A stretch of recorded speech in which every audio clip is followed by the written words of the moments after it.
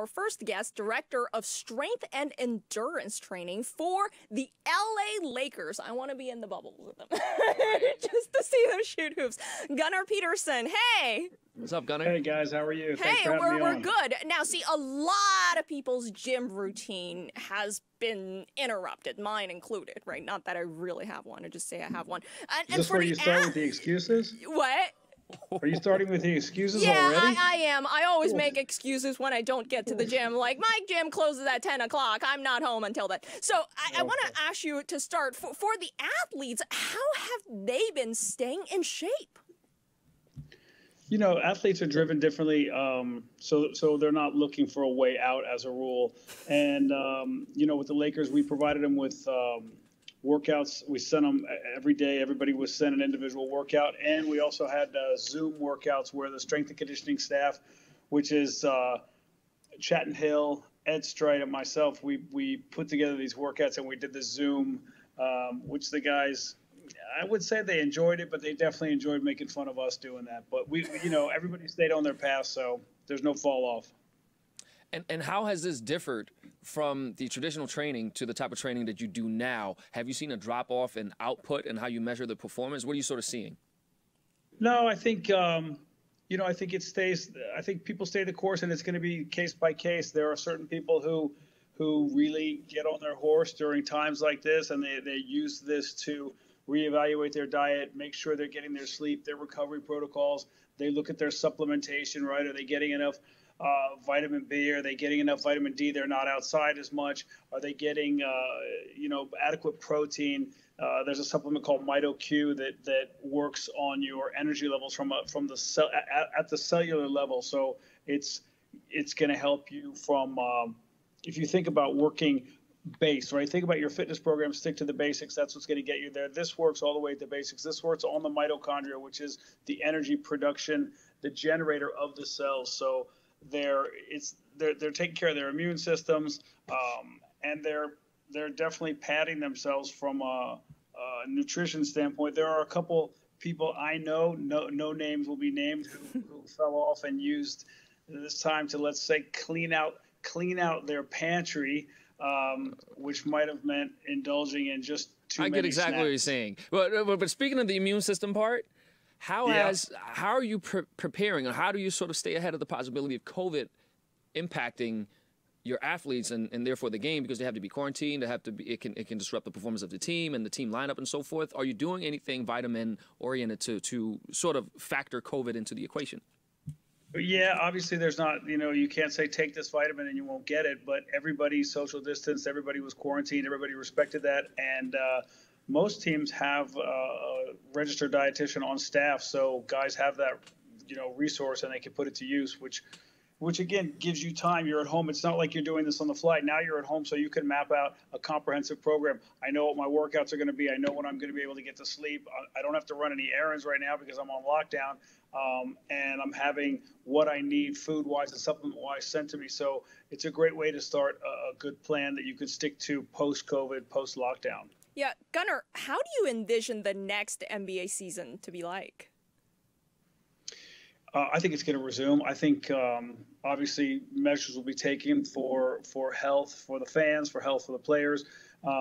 There's going to be extra cleaning, just like in gyms now. You know, when there was the reopening, and now we're shut down again. But it's just a lot more cleaning. It's just a lot more being a lot more fastidious with your hygiene regimens, and that goes from gym staff to personnel to wiping down the equipment. Even if you have to put another person on staff to make sure that things are kept up, I think that's what it's going to look like going forward. So, and that's not a bad thing, right? I mean, it doesn't hurt everybody to get a little, you know, wash your hands one more time in the day is not going to be a bad thing, and 2 or 3 more times won't be either. So we're moving in the right direction. Moving in the right direction. And switching gears, going in a different direction somewhat. Let me ask you this. How did you get started training athletes and actors? I suppose out there in Hollywood that happens, but how did you get started in that field?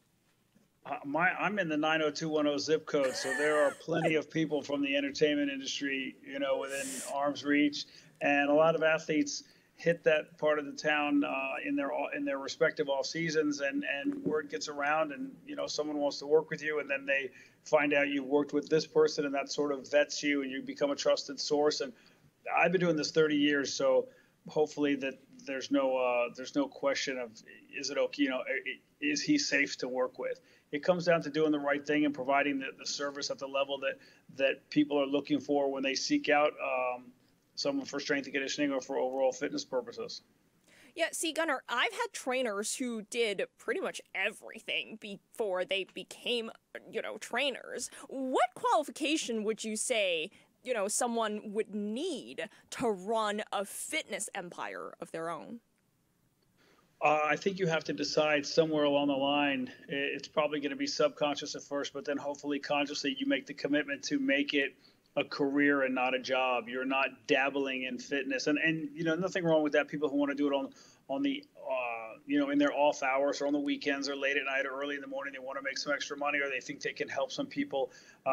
That's fine. But if you're looking to really drive this industry, to really make changes that are going to benefit big groups of people, I think you have to take it as seriously as you would take any job where you're trying to shift the level, up a notch. It's a huge amount of responsibility to train not just the LA Lakers, but, any competitive athletes, I would imagine. So I think, yeah, you definitely have to take it seriously. Otherwise, Well, of course. And when GQ calls you the trainer to the stars and the actors, that comes with some pressure too, I assume.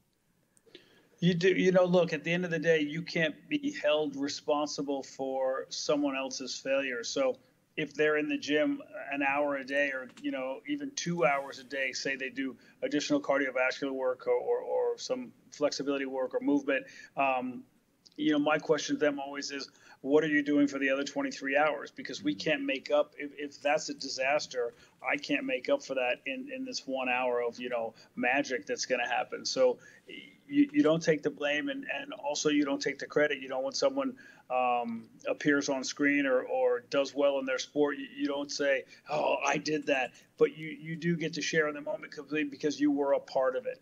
Just like if it's a failed moment or it's a bad look on screen, you don't have to take that blame. Yeah.